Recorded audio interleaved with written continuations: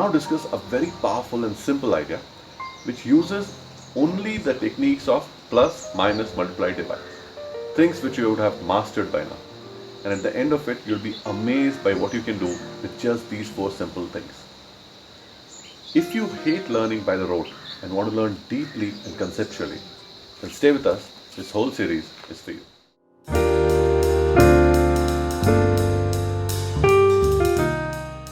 I'll start you off by asking a simple question.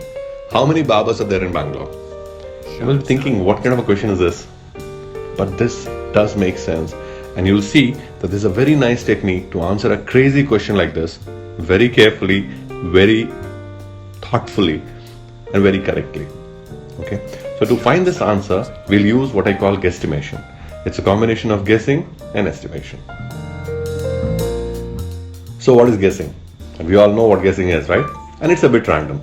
If I asked you how many barbers there are in Bangalore, what would you say? What number would you choose? Write that down. So what was it? 500? 5,000? 50,000? Okay. Now think, why did you not say something which was much higher or much lower? Generally, this is because we have some idea of what is ridiculous, right? So we'll have some numbers, population of Bangalore must be so much. And therefore we get to some idea and we don't think so much. It is almost intuitive for us, right? So guessing is giving a number from the top of your head without too much thinking and without care. Now let's try to understand what is estimation. Now the population of Bangalore can easily be found out. You can go to Wikipedia and you can find it's about 9.4 million. Now knowing that there are about 94 lakh people in Bangalore, how many barbers do you think Bangalore has now? Did this change your estimate? Most likely. So as you get more and more data and you think more carefully, your guess starts becoming an estimate. Estimation is much more careful and deliberate. This is still a quick estimate, right? Like we are not spending hours to do this or dedicating our lives to finding out how many barbers there are in Bangalore. We are just saying in the next 5 minutes, can we find out how many may be there? These kind of calculations are also called back of the envelope calculations because they're so small, people can just do it at the back of an envelope. So let's come back to the question. How many barbers are there in Bangalore? So let's see how we can do it, right? What is the procedure we can use? Let's start from the demand side. Okay. So what is one man's demand? I go by personal experience to get my data. So I normally go once a month, but not so regularly. So I'll say perhaps I go about 10 times a year, right? So for one man, perhaps he needs 10 haircuts per year, right? He needs 10 haircuts per year. Now what is the population of Bangalore? We said 9.4 million. So we'll assume that's about 10 million because that data is a little old. Population would have grown a bit. So let's say it's about 10 million. Of this 10 million people, about 50% would be men, 50% would be women. So we have about 5 million men. We have 5 million men and each man requires at least 10 haircuts per year. So what is the demand? So the total demand is going to come down to 50 million. Remember, 1 million is nothing but 10 lakhs. So 10, 100,000. This is our demand. So let's see the supply side. Now when I go to the barber, I normally see that he takes about 15-20 minutes, right? So let's take about 20 minutes. So that means in 1 hour, he can cut about 3 people's hair, right? So about 3 haircuts per hour. And we'll also assume that he works about 8 hours per day.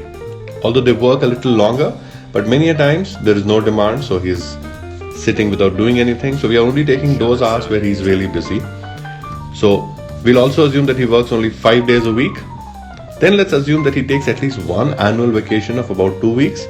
So he'll work 50 weeks per annum, per year. So now we have the demand. And what is the demand? The demand was 50 million. That is 50 into 10, 100,000. What is the supply by one barber? 3 times 8 into 5 into 50 haircuts. So these many haircuts we need in Bangalore every year. These are the number of haircuts that just one barber can supply. So if I divide these two, I'll get the minimum number of barbers required to just satisfy the demand. So let's get this off with first. Let's calculate this. 50 kills 50, 5 kills 10, 2 kills 4, again 2 kills 4 to give 2, and this will become 50. So we come down to 50,000 by 6. Simplify further and it will become 25,000 by 3, which is about 8,333 1 by 3. Let us assume that's about 9,000 barbers. Now many a time when I am there, even when things are a little more busy, I find that at least one barber is just sitting idle for every 2 barbers who are busy. So let's assume that this number is at least 50% higher than what we have got here. So that's 9,000 plus 50% of 9,000, which is half of it. So I would say that about 13,500 barbers are perhaps there in Bangalore. Music.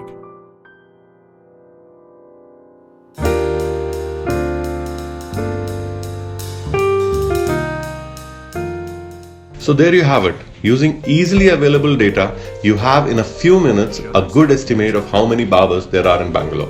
A question which appeared ridiculous in the beginning. And what have you used? Just plus, minus, multiply, divide, little bit of data, little bit of common sense.